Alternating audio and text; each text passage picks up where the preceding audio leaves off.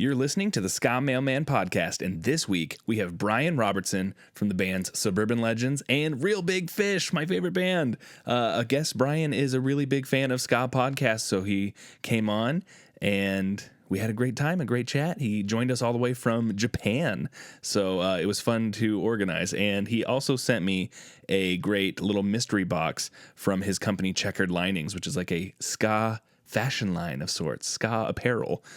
So I will be unboxing that. Check out all of my social media feeds for that video. But first, check out this interview with Brian Robertson. The Ska Mailman, step up to the mic, yeah. The Ska Mailman, we're talking music and life. And the Ska Mailman, we're hanging with our friends. The Ska Mailman, listen again and again, yeah. This has got to be the best podcast I've heard all week. I heard from the mailman.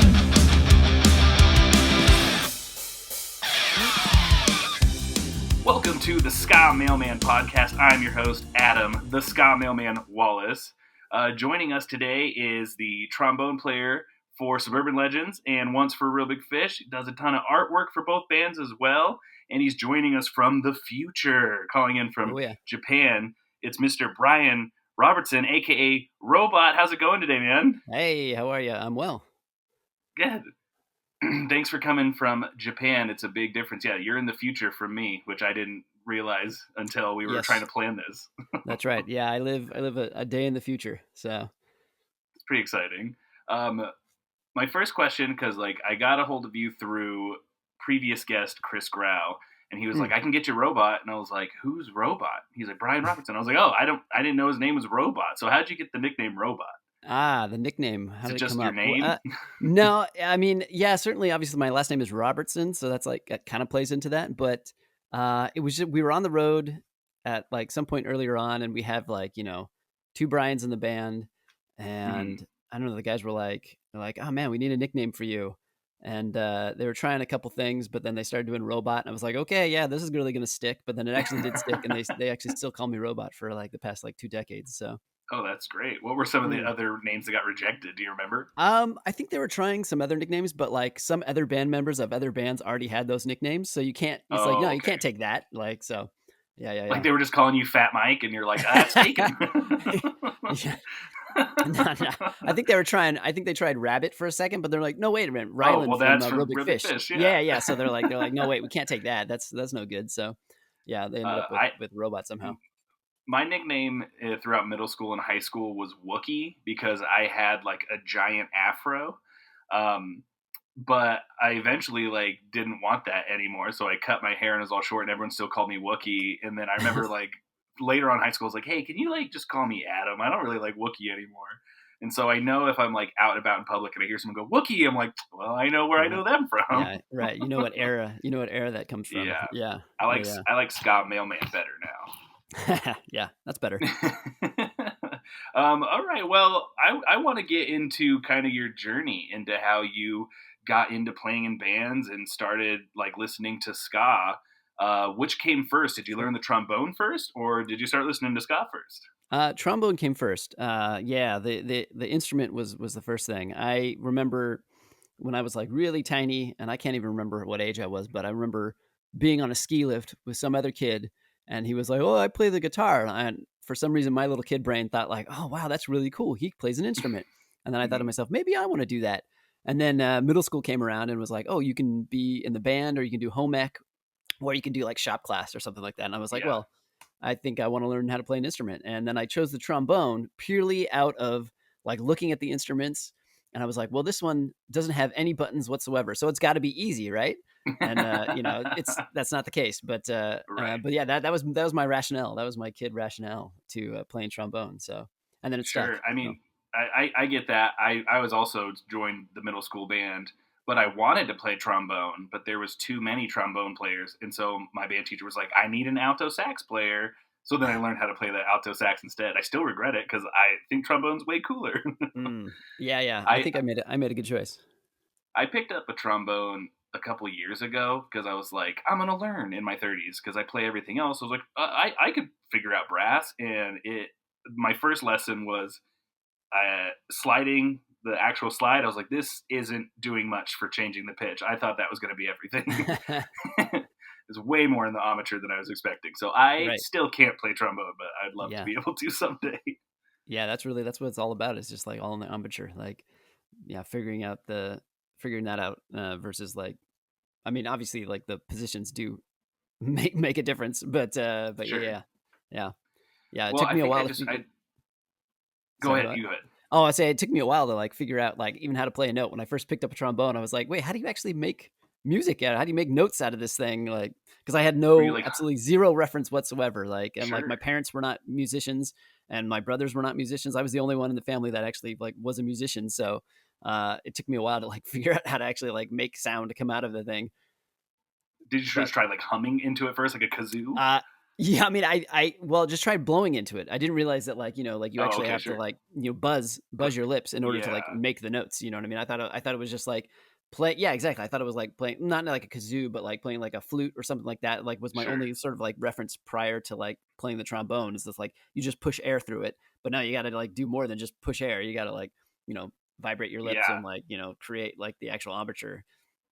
The only So reason I knew was from going to like Boise State football games when I was a kid, and they had vuvuzelas that you had to like blow into. right, yeah. So that Yeah, I think that transferred was. over. Right. I'm a little older than you. We didn't really have those, I don't think, when I was in high school.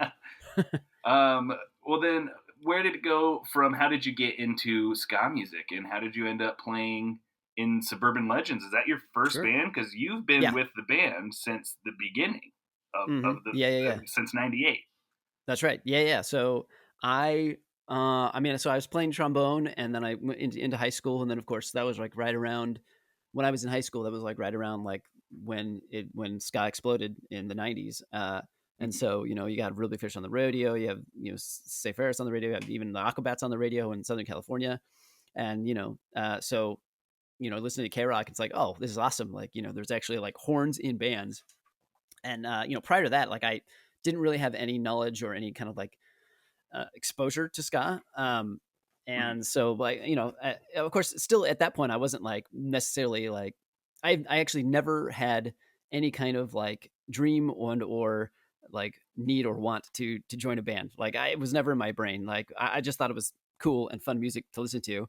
uh and then outside of high school, like my plan was like not to play trombone. Like after high school I was like, okay, I'm Yeah. done playing an instrument and I'm going to go into like graphic design. And uh, and the only real reason that I joined the Suburban Legends, it was just out of high school, and all of my like really close friends had moved away to like colleges elsewhere, and I went to like local JC, and I knew like the guys in the Suburban Legends. They were all acquaintances of mine, like through the band and through the APA program, the at high school, and so I knew those guys, but they weren't like my like close friends, so I wasn't like hanging out with them. But I was like so lonely because all of my close friends had left. And then the guys called me up and they're like, "Hey, do you want to join the Suburban Legends?" Or I'm sorry, at the time we weren't the Suburban Legends. They were called Right. the No Tones. Or no, I'm sorry, at that point they were called the Bomb Squad. Uh, so and so they're like, "You want to come and join the band?" And I was like, "Sure, yeah." Like I thought I was like, I don't have like the skills to play, but turns out it wasn't as hard as I thought. But but really the only reason that I went there is like purely based on the fact that like I've got nobody to hang out with. So I'm like, let me go so I can hang out with some guys, some dudes, and have some fun Sure. and do whatever. So it was like to make some friends. And then and then it just kind of kept going from there. So uh, in my all the way into my adulthood, I'm a musician on complete accident, is what I say. So I mean, yeah, because you've been in since the beginning. I looked up on, I did like a little bit of research today because I'm familiar with Suburban Legends, but I didn't know like who all the members are and what times. And so I was like, I'm gonna look right. at the timeline, and your name was there like the whole way through. And I Mm-hmm. also found out today, and I don't know if this will surprise people if they already know, if I'm just the last one to catch on, but you played with the Rev from Avenged Sevenfold. Yeah. Was in the. I had no idea until today because it said Associated Acts Avenged Sevenfold, and I was like, well, how does that work? And I was like, holy shit, that's crazy. Yeah. Jimmy, as we knew him at the time, Yeah. he was in the band for about a year or so, I think. Hmm. I mean, obviously it's a long time ago, so like my time frames are like way off. Now I like completely have lost like sense of history, but Sure. yeah, he was in the band for about a year, I think. Um, yeah, I mean that's really all there is to say about it. Like, yeah, I mean Yeah. he was an amazing musician, and yeah, and he was in the band for a little bit. That's about it. Well, I I, just love having these like touchstones to go to for like shifting. Like, well, this person played in a ska band. You would have well, never right, expected it, but sure. Um, cool. So then, when did Suburban Legends start like kind of popping off and getting a little bigger? And second, like question to that is, when did it start becoming such a full production with like the dancing and the full big show elements? Was that something you were focusing on right away, or is that something that came later on in the formation of the band? I mean that was like right away, pretty much. I mean Cool. we were all like pretty much the whole band was like out of like the obviously like high school band, but also the APA program, which is like a district wide um, like after school sort of music and like theater program. Okay. And so like both like whether we were the horn section or even like like the rhythm section, a lot of the guys were from the APA program. So um, some of them were not necessarily like musicians per se, but like Tim, the singer at the time, was he was like singing in like the musical productions and like that kind of stuff and like acting and Okay. stuff. So we knew each other all through those like programs, um, and so yeah, I mean we so yeah, so basically like being like musical theater type kids as well, like it was kind of like just like an instant element, like where the horns would play parts, and then like almost right away it like kind of like formed like organically, where like we would just like start like moving back and forth with each other or just moving our horns Hmm. back and forth. And so like it really started simply like that. And then but then like you would get the feedback from people in the audience, so, oh, that was so cool when you guys were doing that. And we're like, oh, okay. And so you take that feedback and you're like, well, let's do a little more of that, and then you do a little bit Yeah. more of that, and then like and then you end up going all the way and doing a kick line, and then you're doing this, and then you're doing that, and then you're like actually more than just like organically, like whatever's coming up organically during the show, like we're actually like starting to like actually like work out choreography and actually like where we're gonna go and like blocking and all that kind of stuff. And again, it's a feedback loop. You get more feedback from audience, and it's like, oh, okay, let's keep doing that. You know what I mean? So you just kind of keep doing it, you keep doing it, and then you're Yeah. full production. Of course, that was like right from the beginning. So, and in terms of That's like, awesome. I mean, in terms of like when we started like really going, like, I mean, at first we were like, just garage band, like, we're practicing once a week, and like, we're playing a show maybe once a month, maybe, at the local bowling alley or someone's birthday party or a house party or whatever. Like, and, but bit by bit, we're playing more and more. And I guess, I mean, I don't really know, would be like like an actual like determination like line of which we're like, oh, we became like Sure. more like involved, or like it became like more of a thing for us like in our day-to-day lives. uh I mean, I guess, I mean, I suppose, gosh, when we certainly when we started playing, oh man, I don't know, it's hard to say. I mean, like Yeah. because it's so Sure. gradual, you know what I mean? It's so gradual, then and then all of a sudden you're just doing it like constantly. Yeah, well, But I know. I do the thing that, like, just from everything I've seen and what I've known about you guys over the years is like the Disneyland connection was like very big, and so I was wondering, like, did Disneyland come first, and that's when you start getting the word out to more people, or was it like Disneyland was like, hey, these guys are like starting to be cool, and they got the talent, they want to come up here? Like, how did you get through all that into being in Disney, and then kind of going outside of Disney and more? Yeah, I mean, the Disney really came second. Like we were already like really quite like busy and Okay. doing relatively okay, like in like the local scene in Orange County. Like like we were playing, and like people kind of started knowing who we were, and like we were playing like Chain Reaction and like those type of shows, and like Oh, okay. actually playing like venues and doing that kind of stuff. Uh and I'm trying to think. Gosh, I mean, it's been a long time. Trying to Sure. think back, like so we were definitely already playing and like really quite busy.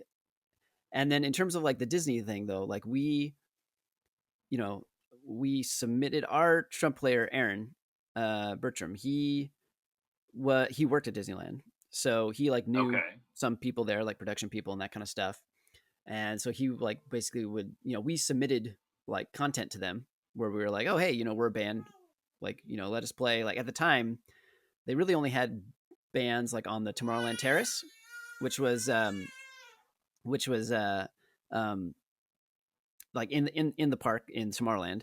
And you know, and at the time, like when like annual passes were only like, I don't know, $50 or whatever, like, you know, we all had annual passes and we would go like quite often, and there'd be bands on that stage, and so it's quite, you know, fun to go. Yeah. And we're like, dude, we want to play that stage. That'd be awesome, you know. So yeah, so we submitted our stuff, and you know, and we were just like sitting around, you know, like doing our own thing, like not expecting anybody to ever like look at that content. Um, uh, yeah, so you know, we submitted all of our stuff, and you know, just doing our own thing. And but again, Aaron like knew people, so like he kind of like put the word in. He was like, hey, you know, this band Suburban Legends, I'm in there. You should pull our stuff and take a look, you know. And they did, and we got a call to do an audition. So we're like, oh, okay, let's do it. So we went in there and we did an audition. It was very like, you know, we've told this story many times, but like, you know, it's very like American Idol kind of vibe. Like we're like, you know, we're in like a giant warehouse, and like way down at the end, there's like a table with like 5 chairs and like some executive people sitting in the chairs. And like, we're like way down at the other end. And it's just in this big warehouse, and they're like, okay, play some songs. And we're like, okay. And so we play some songs. And then at the time we didn't really have too many covers. We actually did have Under the Sea and like Gummy Bears at the time. And so, you know, we were like, okay, like and you know, we were playing our own stuff, our original stuff. And of course, Disney they don't necessarily want our own original stuff. Like they want like just covers. And so they're like, do you guys know any covers? And at the time, we were like, oh, we don't really even play that many covers. And we're like, well, we do have Under the Sea. So we're like, we play that. And they're like, okay, we like that. Do you know any more covers? And we're like, uh-oh. And so then we played like Gummy Bears or something, you know.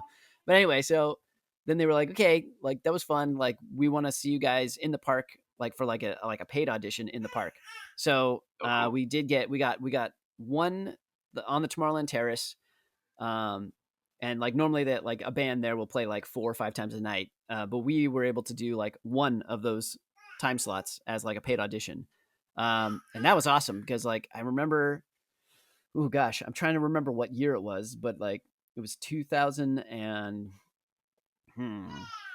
maybe 2000 or maybe 2001 or something like that. Maybe 2002. I don't remember. It's right around that era in December. So it was like around Christmas time. And so we got to do that, and that was amazing. Like, you know, like to like for our first experience, like on that stage, like that comes up out of the ground, you know, it comes up out of the ground, and like, you know, so like it's like a whole thing, you know, and like that's everybody, awesome. and everybody that we had like accumulated in terms of like fanage at that time, everybody was there. So like the entire area was like completely packed with people, and like it was quite the experience. It was a lot of fun. And so yeah, that's kind of how our journey started with Disney. And then of course, you know, from there we were doing Downtown Disney. Like or that following summer, we did Downtown Disney like the entire summer, like every single day, like only like maybe like 6 days off that entire summer, and just like, you know, 4 or 5 shows a night, you know, like pounding the pavement and like really like grinding our teeth into it. You know what I mean? That was the time that we really like were like sort of grinding down and like figuring out who we were as a band, and like, you know, like really like, you know, building our chops basically. That's super cool. How long did that go until? When did you guys stop playing Disney? Well, I mean, we still play Disney now. You know, not as much as we used to, but like, you know, occasionally we'll do like more like special events, like they're like food and wine festivals, or like, you know, like sometimes they'll contact us for like private engagements and like that kind of stuff. But yeah, I mean, we were heavy like with Disney for a long time. Yeah. But yeah, I mean, yeah, we still do it now, but not quite as much as we used to. Okay. Yeah, I just know because like I saw Suburban Legends live once in 2010, and it was honestly like super life changing for me and my friends in our ska band. And once we were repping Suburban Legends gear all the time, and it took like a couple times before people were like, yeah, that's the Disney band. We're like, what do you mean Disney band? They're like, yeah, they play at Disneyland all the time. We're like, no way, that's so fucking cool.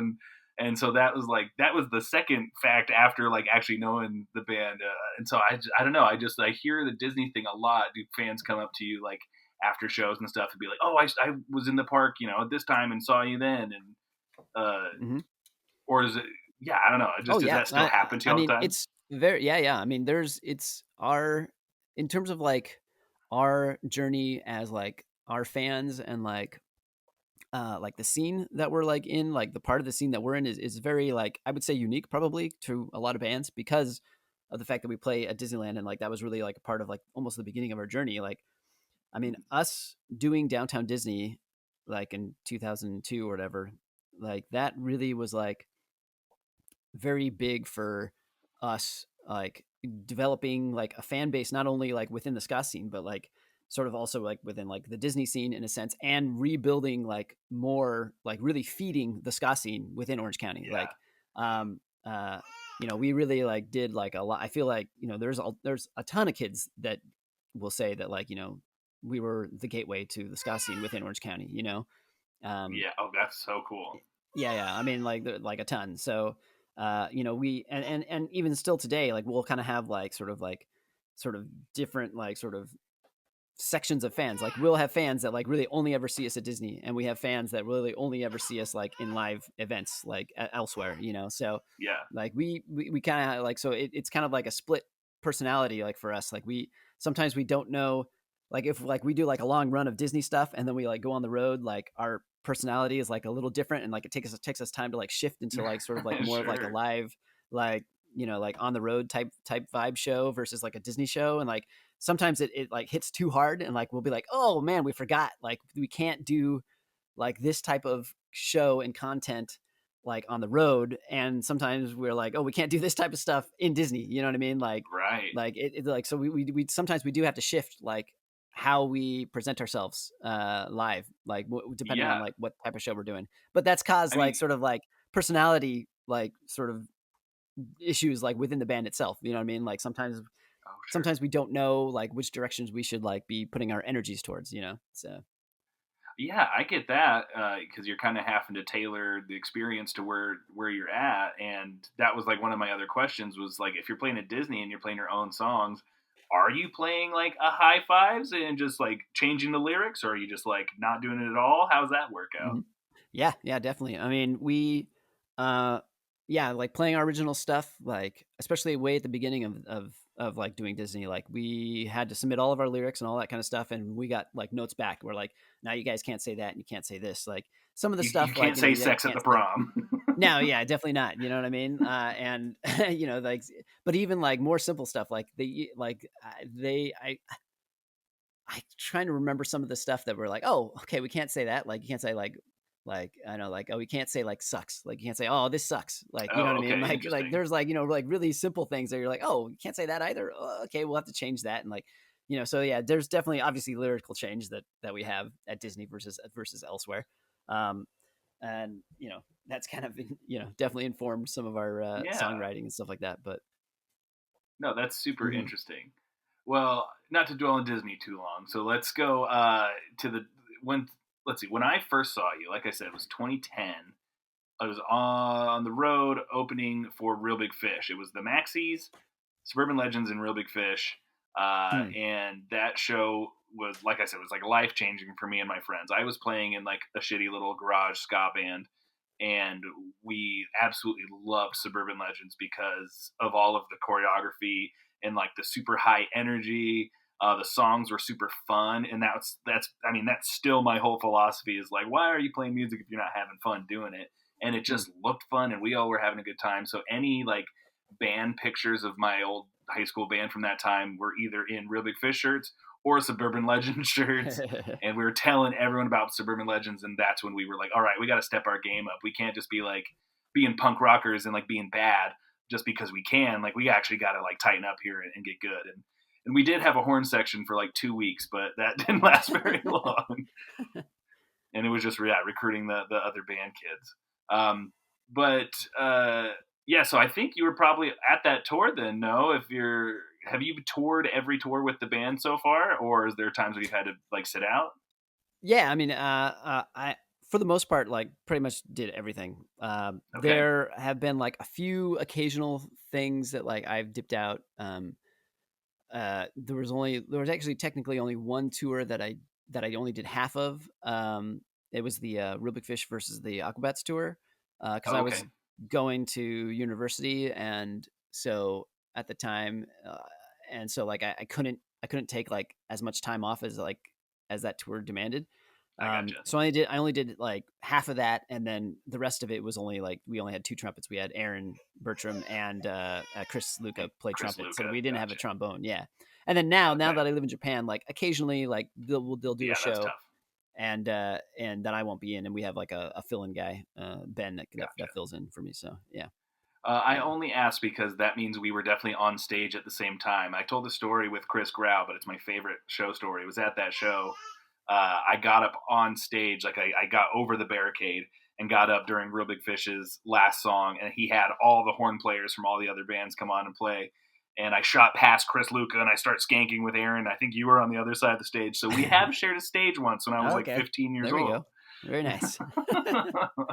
And so that brings me then to the Real Big Fish connection, because if the listeners don't know, you did play with Real Big Fish as well, and Yeah. that's my number one favorite band. So that's very, very cool. Um, but so when I was coming up in high school, it was that like 2009 to 2012 area, and so when Real Big Fish released Fame, Fortune, and Fornication, your bandmate Brian is on the cover of that, right? He's That's right. the big 80s hair metal guy.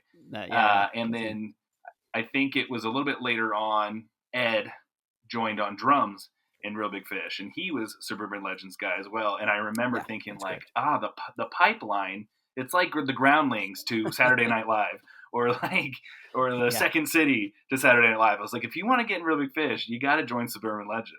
Yeah, or be in the Forces of Evil, one of the two. or that's the other way to get in. That's right. And it's so funny because like growing up as like a drummer, I was a big classic rock fan, and there's a really famous story about the Who and Keith Moon taking so many horse tranquilizers that he couldn't get through the set. Mm. And Pete Townsend was just like, "Is there anyone here who can play drums? We need someone to like finish the set." And some random kid gets to go up on stage, and every single time I've seen Real Big Fish, I've thought like, I don't want anything to happen to Rabbit. I don't want anything to happen to Ed. But if something were to happen, I'm here. I'm ready to go. Yeah, I'm ready to jump up there right now. And so I feel like that's got to be a similar thing if you're just like, so the listeners who don't know, you ran merch for Real Big Fish as well. Yeah. And to get that phone call or that text message or in person, I remember the story of Aaron being like, "Hey, do you want to join the band?" Like I would just like my heart would be beating too fast. I'd probably be like, "I don't know if I can," but that's the dream. So what was that moment like for you? Yeah. I mean, that's basically what it was, you know. Yeah, so I started doing merch for them in 2016 at the 2016 Warped Tour was my first one with them. And Okay. yeah, it was like right at that time, that was when the Suburban Legends decided to like go on tour hiatus. So we were Okay. like, so let's see, 2015, we were like, okay, we're not going to tour anymore. Like, you know, we're done. We'll still play locally, but we don't really feel like going like out on tour anymore. So we did like our last tour, quote unquote, in the US in 2015.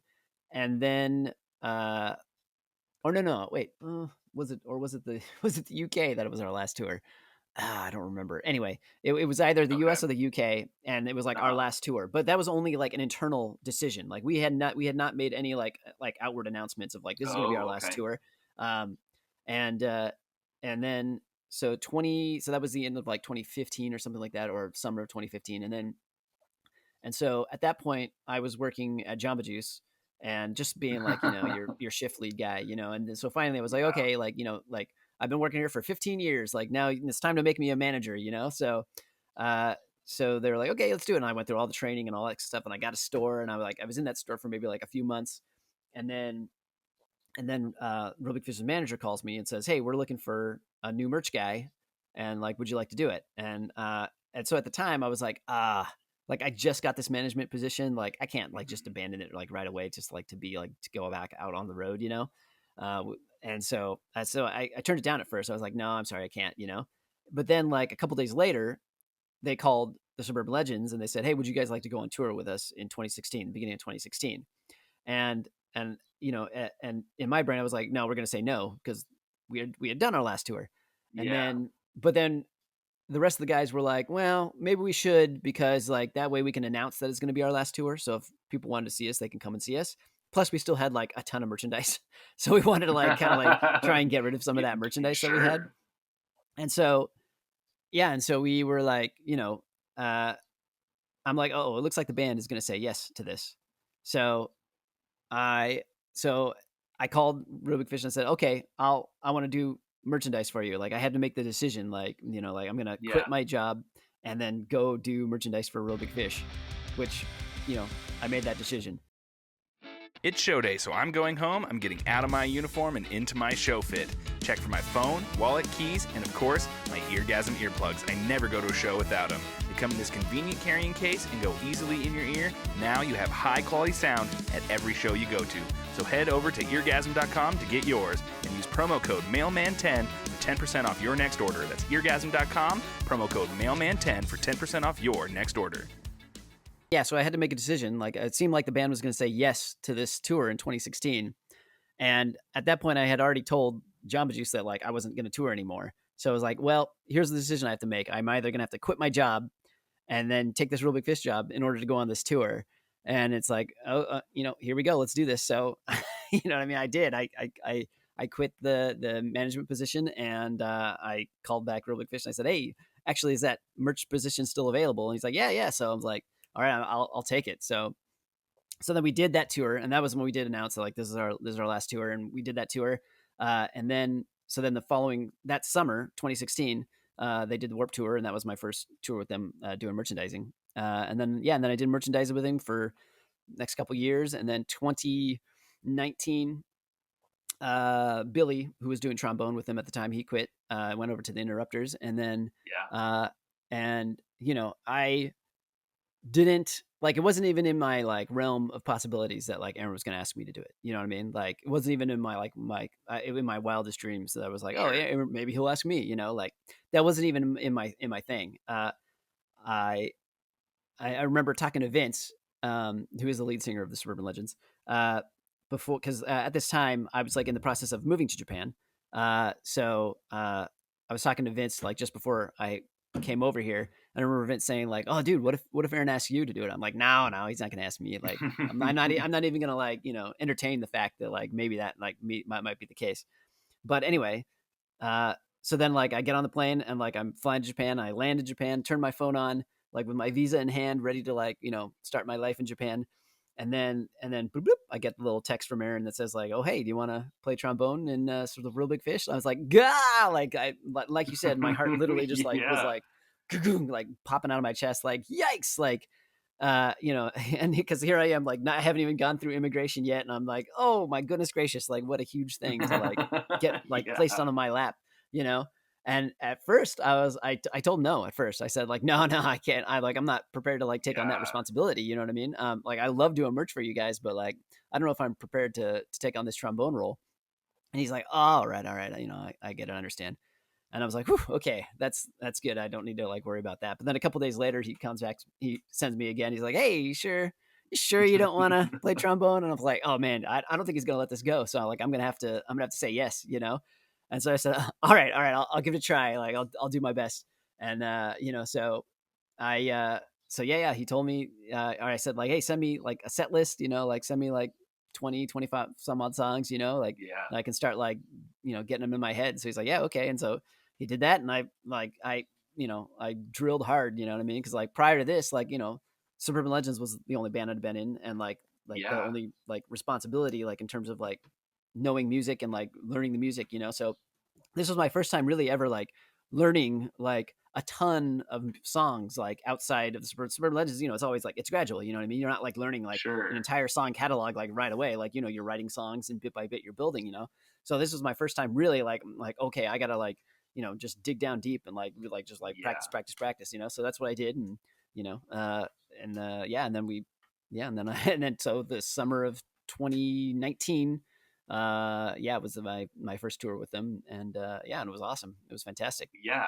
Well, and they have a wide catalog going back a long ways. And I know for however many times I've seen them, I think it's like 13 or 14. I think it's been a new set list every time because Aaron, at least from the fan perspective, feels like he likes to please the fans and be like, all right, here's one. Like you don't hear all that often, like in a live set. And so how many songs total did you think you had to learn for in your time with the band?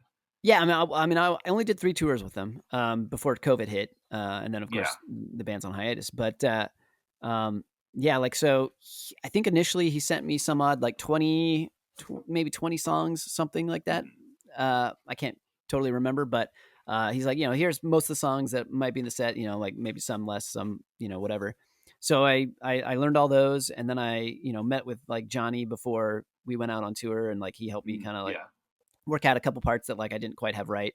And like, so yeah, about that many, I suppose. And then when we were on the road, like occasionally he would say like, oh, hey, I'd like to play this song like in the next couple days or whatever. So I'd have to like sort of dig down and like, like in between like setting up merch and like, like doing sound check to like, I have to like, drill some music into my head.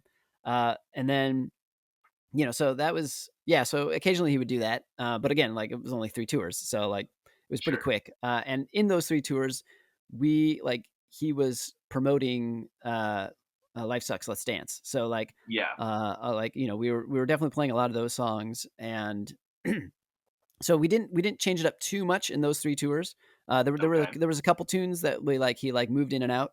But and added, like I said, yeah, so for the most part, it's not like I would learn like the entire catalog, you know what I mean? I didn't have to Well, do yeah, that. that'd be crazy. Yeah, it would be You weren't very learning difficult. like So. Cannibal just in case. Right, yeah. In case he pulls it out. Wow. Okay. Yeah. So, and so if my listeners don't know, there is a Real Big Fish podcast that I started. Give a shout out to them. It's called Every Song Sucks. Still love those boys.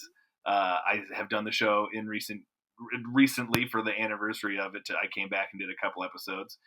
So I do recommend people go listen to the episodes you were on, where you talk about She Has a Girlfriend Now and 241, or was it She Has a Girlfriend Now?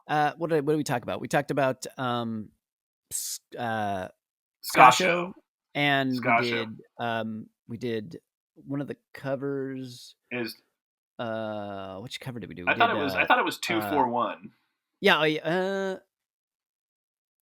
don't remember. Yeah, I think we That's did all 241 because we talked about some other songs during Yeah. it. So I think 241 and then Boss DJ, I think is what we did. Oh, okay. Yeah. Yeah, I just wanted to direct my listeners over there because I love them, and that's a good interview, and you go into some deep dives about that. But I think the reason She Has a Girlfriend Now stuck out to me is because it has a very iconic trombone solo, and you had to learn that solo, right? Yeah, of course. Yeah. I mean, during the live shows, yeah, we would certainly play like the trombone solos. I just know for that one specifically, it's like if it was a different trombone solo, I might be like, hey, that's not the one. But for most other songs, I think you could probably get away with like making it up. Did you like do your own solos, or was it specifically like, this is what Dan played, so that's what I'm going to do? No, I mean, I definitely took like a lot of, I listened to the like the recordings, and then, but I also would go in into like, deep dive into YouTube and like find like live recordings of like both Billy and Dan, and I would like listen to what they were doing, and like I would definitely make like an amalgamation of like the live, the actual recording and like what they would do live. I would kind of like find like elements that they would kind of put into the live stuff, and then I'd find elements like of the actual recorded version, and then and that's what I played live. But I think for She's Got a Girlfriend Now, I think I was pretty close to what was on the actual recording for the most part. I think there might be a couple little things in there that like I took that were different, but for the most part, I think that particular one was very much from the recording. Yeah, for sure. No, it's just funny too to think like those like adult life decisions, to where if you were to tell 14-year-old me like, hey man, you're going to be working at Jamba Juice and you're going to have like a management position, it's going to be like pretty good, you're going to be set, and Real Big Fish calls you to go on tour, what are you going to do? 14-year-old me is like, what the fuck are you talking about? Of course I'm going on tour with Real Big Fish. But I could see in the moment too, being like, oh well, I'm a grown up, I have to make grown up decisions. Right. But ultimately, Real Big Fish is definitely the right call. It was, yeah, absolutely. By 1,000,000%, that was the best decision of my life. So, without that decision, like nothing would unfold the way that it did, in my current life. So, well, and then also like I know when you joined the band, I was stoked. I don't know if it's true of all the fans, but it does definitely seem like Real Big Fish fans are pretty open to lineup changes because there's been, plenty over the years. But Mm, like the only one that I remember people being devastated was Scott leaving because that was a huge part of the band, and I was pretty mm. upset. But the first time I saw Matt playing, I was like, oh, this is rad, this is awesome. Or the first time you hear like Candy Coated Fury and like you hear the saxophone, you're like, yeah, this is really cool. Like it's just a different flavor. And then same thing when Dan left, it was sad. But then we got Billy Cottage, and I thought Billy was great. Once Billy left, we got you. It was like, hey, this is cool. Same with Ed joining after Rabbit, and so were the fans pretty receptive to it, or were people coming up like, "Hey, you're not Dan or Billy"? No, I'm trying to think if someone ever came up to me and said that, but no, they didn't. Yeah, no, it was awesome, and to be totally honest with you, that was not a fear of mine. Like I That's good. did not expect anybody to come up and be like, "You're not Dan," like that was really not a fear of Yeah. mine. I did have a fear of people going up and going, "You suck," like that I definitely that was definitely a fear of mine, but not that I wasn't Dan, you know what I mean, or that I wasn't Billy Yeah, or something yeah. like that. Um, We'll see, and I think that's but where ska fans are a lot better than like just punk fans, because like punks will probably come up and be like spit on you and tell you whatever they yeah, want, but ska fans are that like, you're not we're some all other here to guy. have fun. Yeah, Right. Yeah. I mean, exactly. I think, yeah, I mean, I think that's that. Yeah.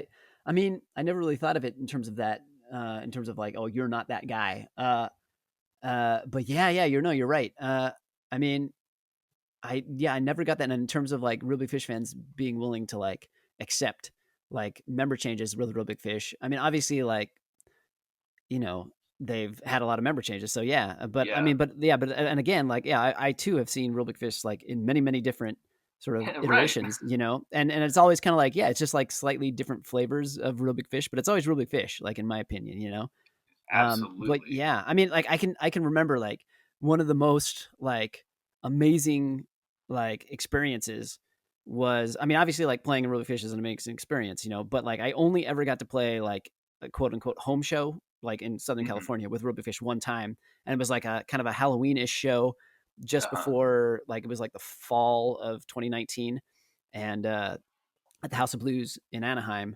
and we got to play that, and that show was just amazing, and like it was like packed house, and like we were like kind of doing our thing, and like I said, like, no one, like, I don't even know if sometimes people even noticed that like there was a trombone change, like they're just like, oh, Sure. it's another guy up there. But like, obviously, like in Southern California, people know kind of who I am out there. You know what I mean? And Yeah, like real, sure, of real, course. yeah, real big Fish fans in Southern California, like, probably know of the Suburban Legends as well. But like in the rest of the country and the rest of the world, like, maybe they don't really know who the Suburban Legends are. So, but so Hmm. a lot of the fans like knew who I was and like where I came from. And so, like, when they were doing like the announcements of like, hey, like, check it out, we got Matt on sax, and we got John on trumpet, and then we got Brian on trombone. Like, when he said like Brian on trombone, like the crowd reaction was like so huge, like Oh, it, that's so like it really just awesome. like blew my heart away. I was like, oh, like it was really, really like awesome. Like it was such an amazing feeling that Yeah. oh my god, like this is amazing. Like all the like these kids that like know me from like the Suburban Legends, and like now I'm like here and doing the Real Big Fish, and they were just like, it seemed like they were like so happy for me, you know what I mean? So that was just Yeah. like amazing. It's like blew up my heart. And like I said, Oh, like in terms of like people like not really noticing that, like, oh, like it's a different trombone guy. Like I was also doing merchandise for them as well. So like right after the set, like I would go run back to the merchandise table yeah. and sell merchandise for the rest of the night. You know what I mean? Like, obviously Real Big Fish is the headliner, but like, I'd run back there and like sell merchandise until they close out the place. But like, Yeah. and like most of the time, like I would say only like a handful of times people were like, oh wait, you were just on stage. Like most of the time people like they don't They even don't notice. catch You it. know what I mean? Like they don't catch it whatsoever. Or some That's people would say funny. like, wait a minute, were you just on stage? And I say, no, that's my twin brother. And they'd be like, really? And they're like, yeah, it's my twin brother up the stage. I'm like, whoa, that's so crazy. And like they believe me. So As you're drenched in sweat, yeah, I'm like like just same super and sweaty this, and like you're same like, yeah, outfit and like we still wear the same clothes, me and my right, twin. yeah. Just we just like messing with Oh, people. dude, that story totally warms my heart. That like put a little lump in my throat. That's so sweet. How special Yeah, of yeah. like a It memory was, for that. yeah, that That's was like I a couldn't special imagine. moment for me for sure. Yeah. That's so cool. Well, you're the only iteration I haven't seen with that lineup. I was really excited. I had tickets to see it was Real Big Fish and the Aquabats on a 2020 tour, and then a little thing happened in 2020, and that never happened. But I was very much looking forward to seeing you in the band. I watched all the videos, and I was like, yes, another new person. But I got to tell you a really funny story just popped in my head was the first time I saw Real Big Fish after Scott had left. I was really excited because I had heard, because the record Candy Coated Fury had just come out, so they were like doing that album tour. And so I was really excited to see that. But there was this kid in front of me. He had to have been like 15. And he was telling all his friends, like, yeah, I'm so excited. This is my first time ever seeing Real Big Fish. I love him so much. Everyone says I sing like Aaron. I'm so excited to see Scott in action doing his thing. And, oh, my God, Scott's my favorite, and going on. And I was like, oh, what do I do? Do I tell this kid? And so I eventually was like, because he was right in front of me. I was like, hey, just so you know, like, Scott's not in the band anymore. This is like their first time without Scott. And he was like, what? He's my favorite. And he was like devastated. I was like, you're going to have a good time. And so throughout the whole show, I'd be like, look how cool this is. He had a great time. He didn't care. But I just remember it being like, ooh, do I break the news with this kid, or do I let him, like, let the band come out and start before he's like, well, I don't see him. Where's he at? Oh, man. Yeah. I think, we were on that tour. The Suburban Legends were on that tour when Candy Coated Fury came out. Oh, were you? I don't know if you were on the leg that show. Oh, well, okay. At least not That's for possible. my leg of it, because like I think that time when I saw them for that, it was, who was on that bill? I think it was Ballyhoo and Less Than Jake, but I don't remember. It was forever ago. Yeah, it was forever I remember ago. because we were definitely at, like, the first time they actually got the album in hand. I remember we were at the Starland Ballroom, and like. Like they actually, that was the first time they actually got the album in hand and they started selling it. Like, so that's cool. Yeah, but you're right. Maybe we weren't on that whole tour. It could have just been like a couple shows or something on the East Coast. I think you know what? I think you might have been more on the East Coast, because I remember me and my friends seeing the poster, being like really excited. Then I was like, Suburban Legends aren't going to be at ours, because we only got to there one, because I'm in Boise, Idaho. And so we, like, whenever we get like good ska shows, it's like we show up. But yeah, and I keep track of all. It's like we were all very ready for Suburban Legends to come back. But, no, that leads me to the next question too. Is that you did artwork for both Suburban Legends and Real Big Fish. The Life Sucks, Let's Dance album cover is your art. How did you get into doing art for the bands? Was that just like, hey, Brian can do it, like we know him, or like how did that all come about? Yeah, a little bit. And just to clarify, the Life Sucks, Let's Dance, it was a collaboration with me and Kelly Nguyen. So we actually did a lot of collaboration, like with different stuff. But anyway, I mean, like I said, like way earlier on the podcast, if you remember, outside of high school, I was not planning on being a musician. I was going to go into like graphic design. So that was kind of like my wheelhouse, just in general. And so, doing it with the Suburban Legends, like I was always like in charge of like maintaining and ordering and selling merchandise at shows, you know what I mean? And we definitely had like a lot of like outside artists and stuff like that. Especially at the beginning. So but I would definitely contribute here and there, some artwork for shirts or CDs or whatever. So like, it was just kind of like my role in the band. The Suburban Legends are a very like interesting band. Like we all found our roles and our niches like pretty earlier on, and like we all just kind of like stuck with it, and like that's kind of how we contributed to the band. And then with Real Big Fish, like, initially all they really needed was like a merchandise guy. They didn't really necessarily need like a designer per se. They have like lots of people that they can work with.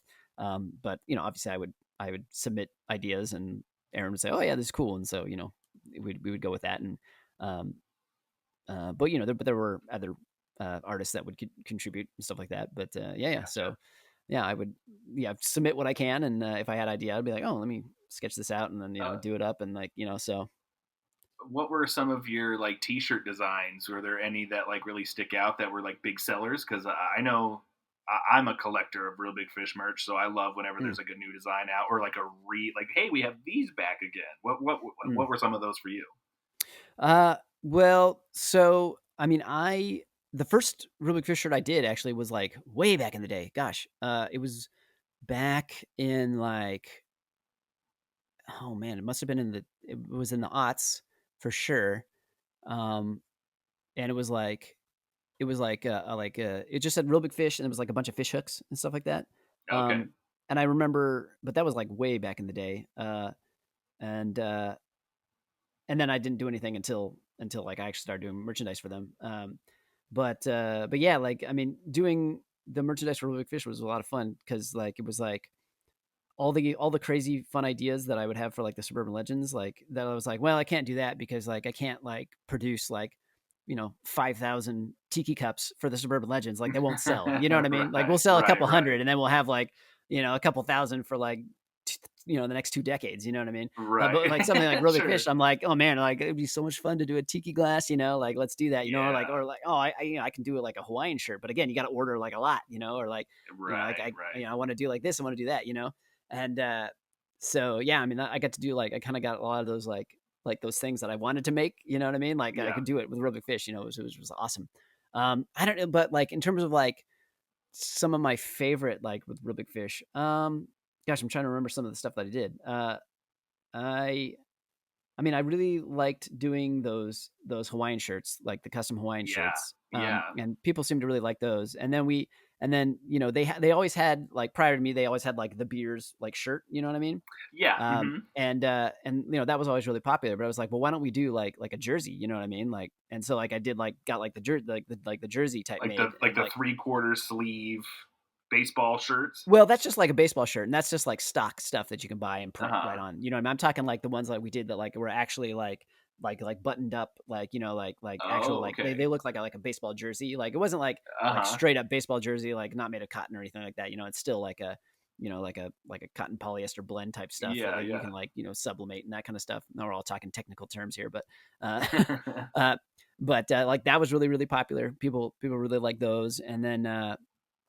And it was I'm trying to think of some of the other really fun. Obviously, like the tiki glass. I feel like that was like my that's like a good one. like that was like the master class of like merchandise. That was so much fun. I mean, in general, I have a general rule with merchandising, and it's like if you can wear it or if it's like music related, then like it's okay, you're good to go. If it's anything outside of there, then you're kind of like, ooh, it could be iffy. So like a tiki glass is like super iffy, like hot sauce super iffy, and like certain things that like you do that are like not like within those two realms. Like if you can't wear it or if you can't listen to it, then it's like, oof, I don't know if it'll sell, but like, sure. like, but obviously some of those like extra things are like, they're a lot of fun, but like it's always makes me a little more nervous, but again, they're like super fun to make. So yeah, well, sorry. No, yeah. You go ahead. Go ahead. Oh, I was gonna say like the tiki glass was like definitely probably my favorite of like all of like the merchandising that we did, like, cause like I did it all up, you know what I mean? Like design the glass and then like get like the prototypes in and then like do like I did like my own photo shoots with it and like create like the actual like packaging for it and like and like do like the little umbrellas and like the swizzle sticks and everything, like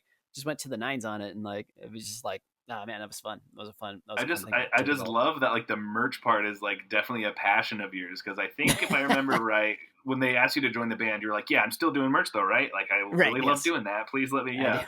That was definitely like my like that was definitely my thing, where it's like, well, if I play, can I still do merchandise? And like, well, yeah, sure, why not? Yeah, it's okay. It's like, well, okay. I mean, yeah, then we don't got to like have a separate merch guy, right? Yeah. Oh man, double duty. Well, and like you're saying, with like all the extra stuff, that's like I'm always blown away with Less Than Jake's merch, because they always have weird, crazy stuff. Like you can get like the Less Than Jake toothpaste holder, like they have all sorts of weird stuff, and so there's got to be just a warehouse somewhere, just like full of unused shit that they've done, right?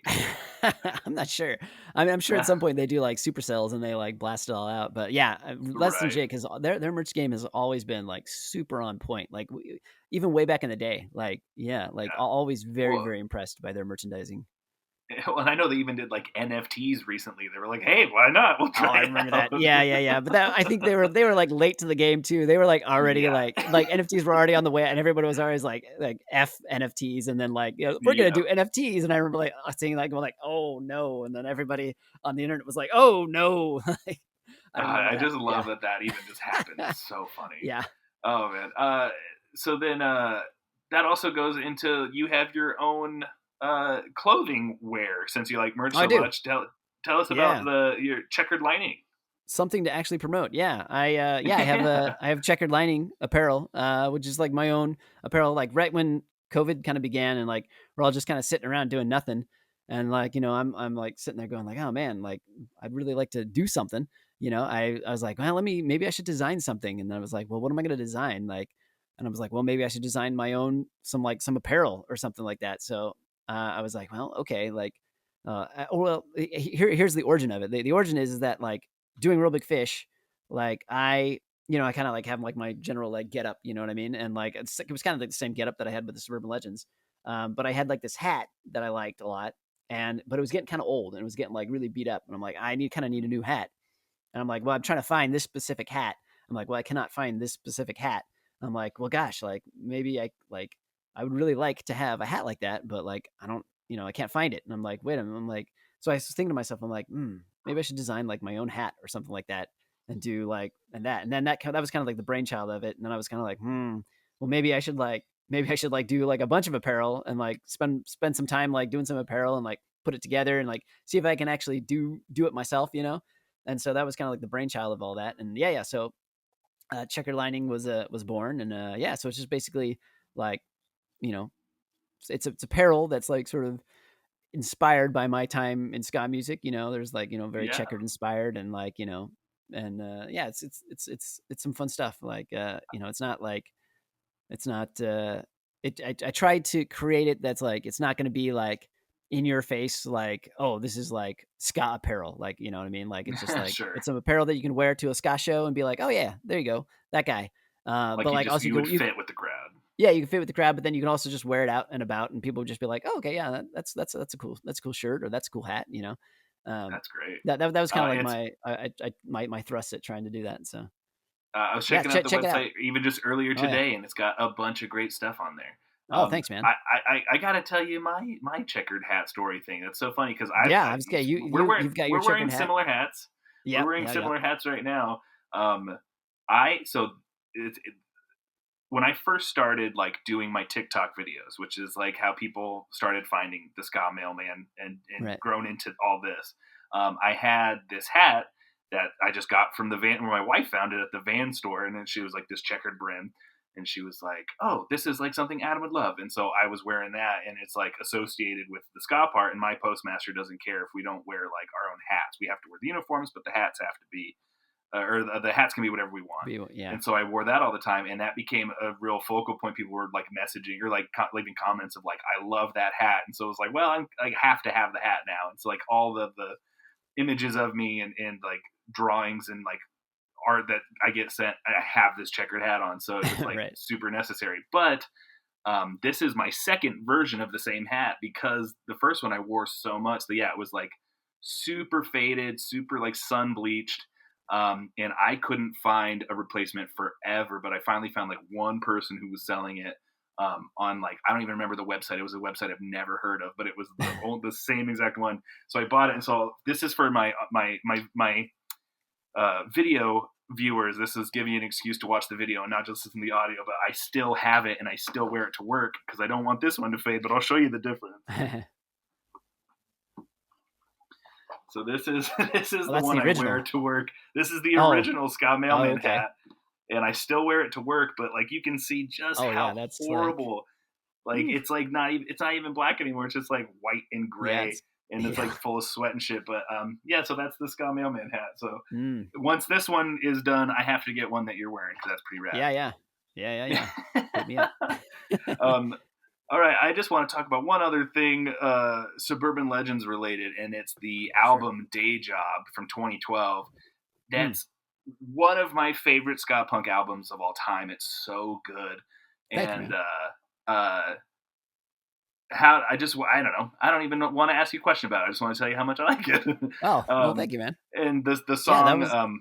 the song "Open Up Your Eyes" I would put in my top 5 ska punk songs of all time. It's one of my favorites all forever. Like I always like when I used to commute to work way back in the day when I lived further away from where I work at. That was like my sunrise ska song. Was that song would start the day off and it just made the day better.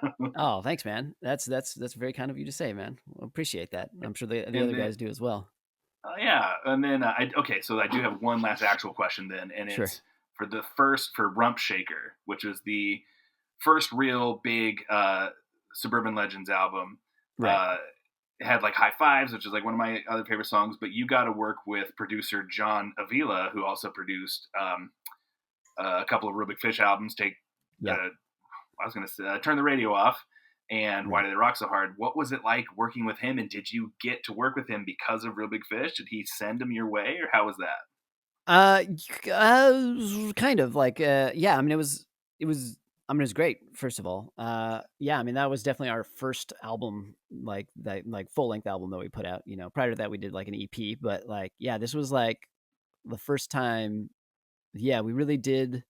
Like, we worked on it really hard and for like a long time, and we spent like a lot of money putting it together, like compared to like Mhm. any kind of like money that people would like spend on putting together an album now, like for a band like us, you know what I mean? Like, so we spent a lot of money on it, and a lot of time, and a lot of the music was like, this was like one of the times that like, like prior to this album, like all the music was pretty much done and like written, you know what I mean? And we had been Mhm. performing it for a while before we recorded it. Some of the stuff we did in studio, but like uh this was really the first time that like, everything had been like written and done and practiced and performed so many times.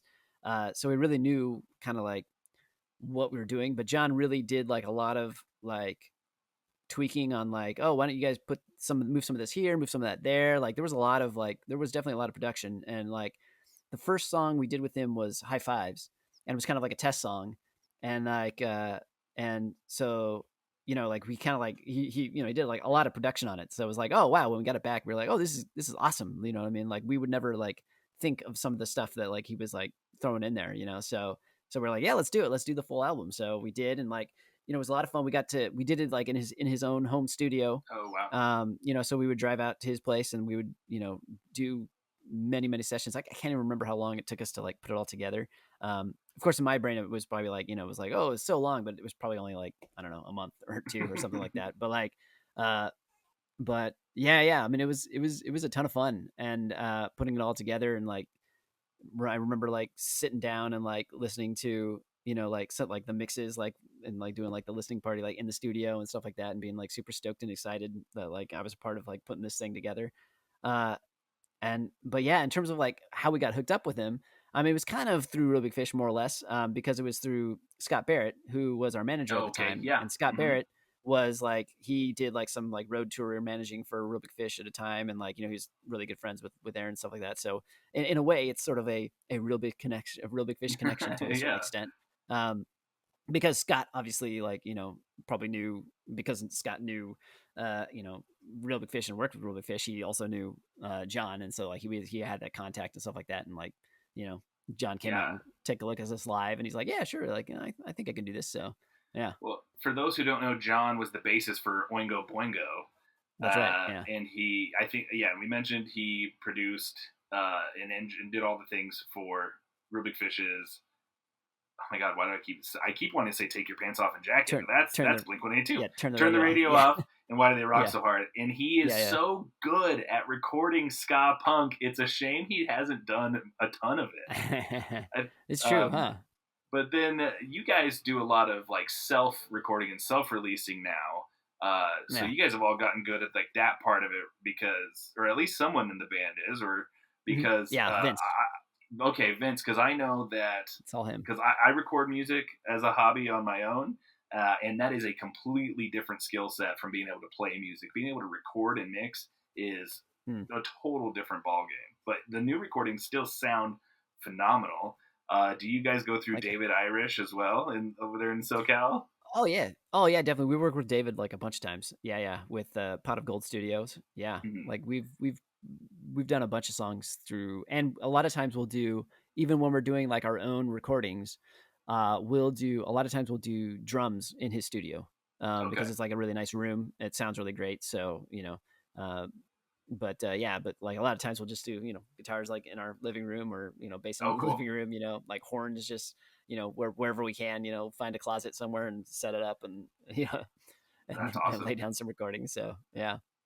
Um, I'm gonna make it a meme for this podcast because I said it in the first episode. I'm gonna say it here in the second. But David Irish scares me. I kind of don't want to meet him ever because he's a very scary looking gentleman. I'm sure he's nice as hell. He may look tough. Nah, he's a little puppy dog though. He's a very kind, gentle man. And he's awesome. He's done sound for the Suburban Legends a bunch too. So okay, yeah, I've seen him in person as like setting up before mic checks and stuff. And every time I see him, he's got like a pink Western shirt. And he's just got a mean mug, and I'm just like, that guy is probably really good at what he does, and I'm not gonna ever mess with him. That's true though. He's very good at what he does, and like and if you need like an enforcer on stage, like he'll enforce if you need it. All right, well, we'll bring it in for a landing. Hopefully, there's been a couple technical issues, but hopefully we have everything here. But anyway, thank you so much for joining me on this chat. It was a blast. Tell the people where they can find you, what you got coming up, and just getting back to Checkered Linings. Yeah, sure. Yeah, I mean, obviously, go check out the Suburban Legends. We don't have anything particularly going on to promote at the moment, but go check us out, suburbanlegends.com. Check us out on all the streaming places, and go check out checkeredlining.com. And check out some apparel. A lot of fun. And yeah, I mean, that's pretty much all I got to promote. Not much right now. Just do like what I do and have the Suburban Legends version of Eye to Eye from a Goofy movie as your ringtone, so you can hear it whenever you phone call. Very nice. Yes. Cool. All right. Well, thanks, man. I appreciate everything. Thanks for listening to the Ska Mailman podcast. Be sure to like and subscribe and leave a 5-star review. It helps a lot more than you think. Follow me on all the social medias at the Ska Mailman. This show is part of the Never Phase Network, a collective of creators keeping the spirit of the scene alive. If you're into band deep dives, scene nostalgia, creating a healthier and safer scene for the future, or just screaming the words to your favorite songs, you can discover more shows and creators at neverphasenetwork.com and follow us on TikTok and Instagram at Never Phase Network. This is Adam, the Ska Mailman Wallace, reminding you to keep life fun.